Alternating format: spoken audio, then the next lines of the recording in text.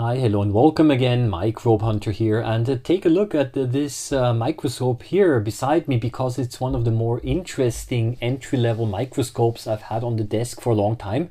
This is the Euromex BlueScope, and I mean when I say that there are features on this microscope that I usually only see on more expensive instruments. So stick around because by the end of this video I'll be able to show you a couple of specimens through it so that you can also see what the optics actually deliver. Before I go any further, this is a sponsored video and I wanted to thank the company Euromex for sending me this microscope to review. The BlueScope was released at the end of 2025, so as of the making of this video it's still pretty new on the market, which is part of why I was curious to take a closer look. Now, one of the things that I really like about the BlueScope is that it's not just a single microscope, but it's actually a whole family of microscopes. And what I mean by that is that you can get this microscope with different features depending on who's going to use it. Have a look at the Euromex website if you want to get a complete overview. At the most basic level, you've got the monocular version, which is perfect for younger students and for classrooms because it's lighter, it's simpler, and it's also more portable, and you can move it from one classroom to another without much fuss. That would be the version with only one eyepiece. And then you go up a level and you've got the binocular version, which is more comfortable for longer observation sessions because you're using both eyes. And at the top end, you've got the trinocular version, which is the one that I have over here. And that's the one that you want if you also want to attach a camera to do photography or to do video. And on the top of all that, there are versions that come in with a digital camera built in and even versions with a built-in 7-inch LCD screen.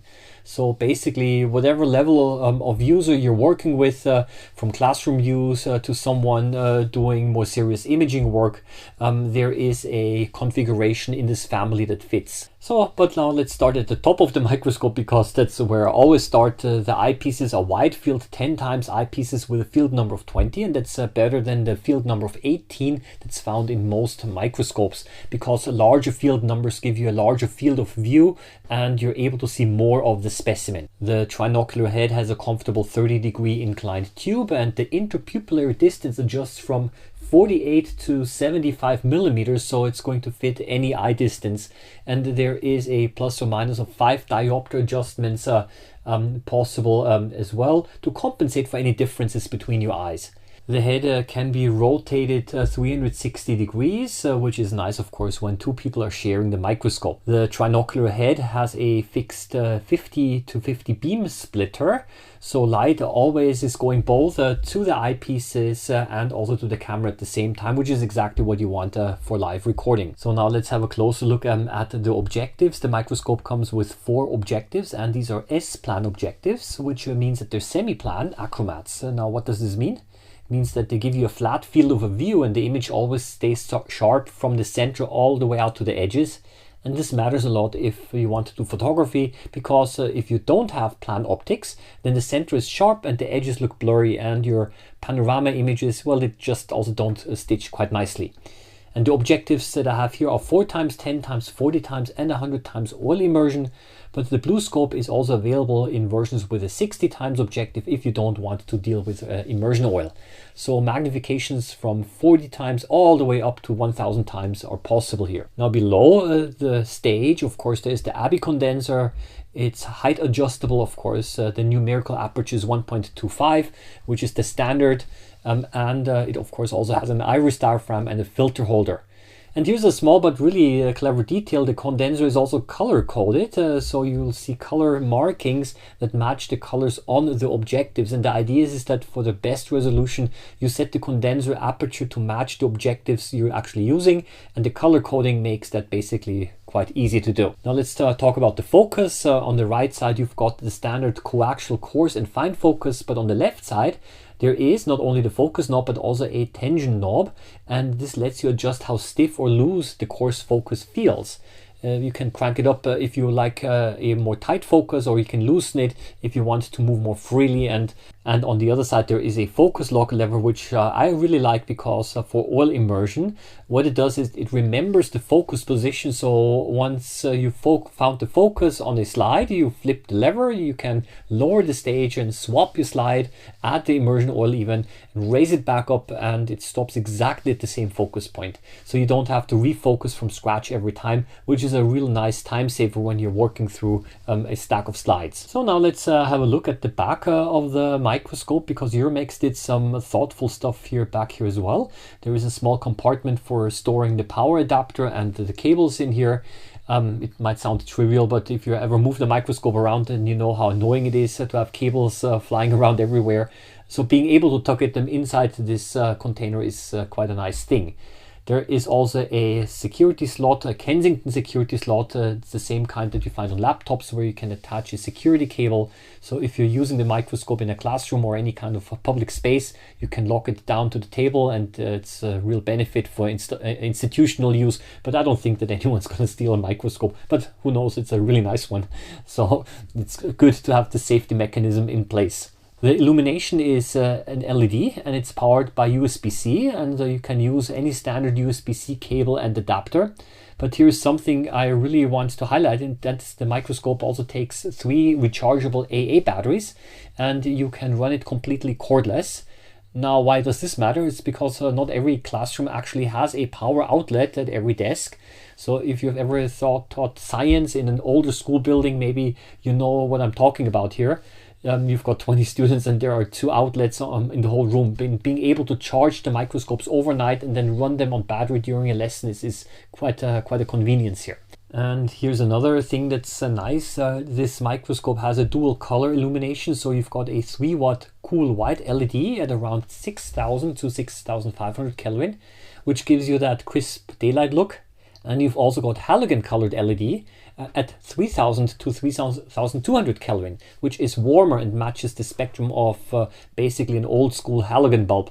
Now, why does this matter? It's because some specimens, especially stained tissue sections, were originally optimized to be viewed under halogen light. So the colors look more accurate with a warm LED. And for live transparent specimens, the warm light can give also some better contrast. So you basically get 2 illumination characteristics in one microscope, and you can switch between them depending on what you're observing. The switch for changing between the 2 colors is in the body of the microscope itself, so you can flip between cool and warm light without any tools or fiddling around.